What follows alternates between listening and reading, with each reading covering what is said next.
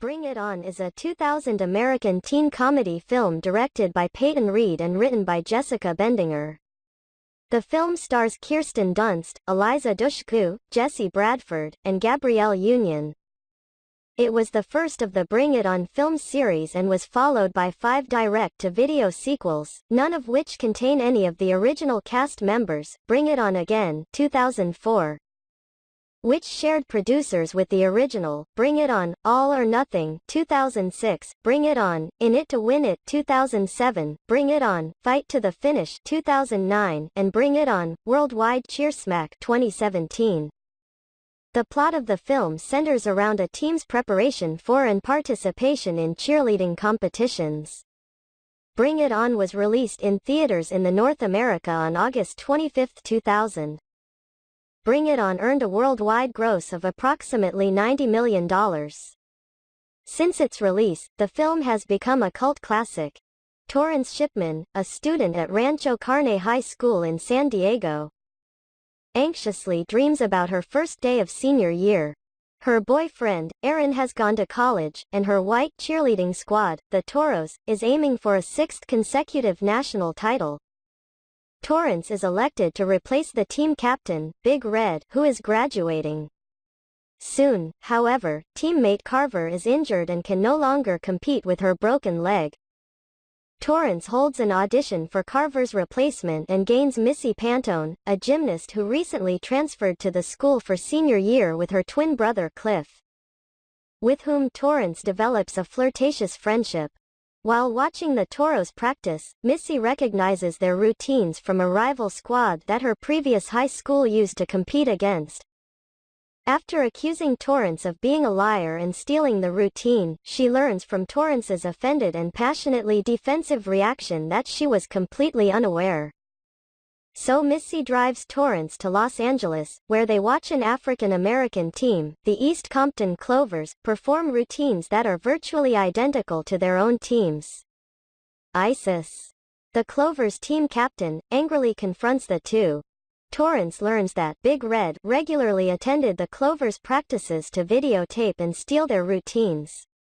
In the meantime, Missy is seen as a threat by the other female members of the squad because of her outstanding gymnastic abilities, but she ends up becoming Torrance's best friend and de facto co-captain.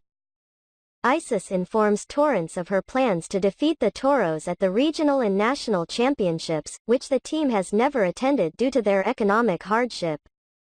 When Torrance tells the Toros about the routines, the team still votes in favor of using the current routine to win. Torrance reluctantly agrees. At the Toros' next home game, Isis and her teammates show up and perform the Toros' routine in front of the whole school, humiliating them. The Toros realize that they have no choice but to learn a different routine. In desperation, they employ a professional choreographer named Sparky Polastri to provide one, as suggested by Aaron.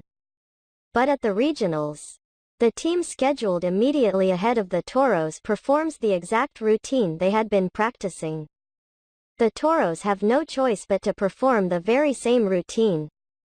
After the debacle that ensues, Torrance speaks to a competition official and is told Polastri provided the routine to several other teams in California. As the defending champions, the Toros are nevertheless granted their place in nationals, but Torrance is warned that a new routine will be expected.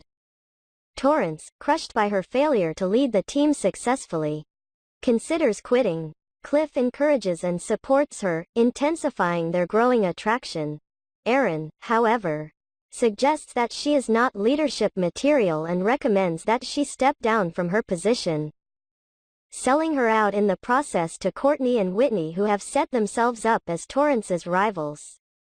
When Cliff sees Torrance and Aaron together, he angrily severs his friendship with Torrance, to her distress. But her confidence is renewed by Cliff's encouragement and she convinces her unhappy team to create an innovative, new routine instead.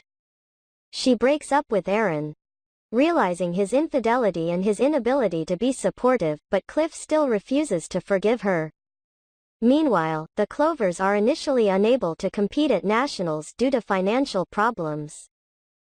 This prompts Torrance to get her dad's company to sponsor the Clovers, but Isis rejects the money and gets her team to nationals by appealing to a talk show host who grew up in their area. In the finals, the Toros place second, while the Clovers win. However, at the end of the movie, Torrance and Isis find respect in each other. Cliff and Torrance share a romantic kiss.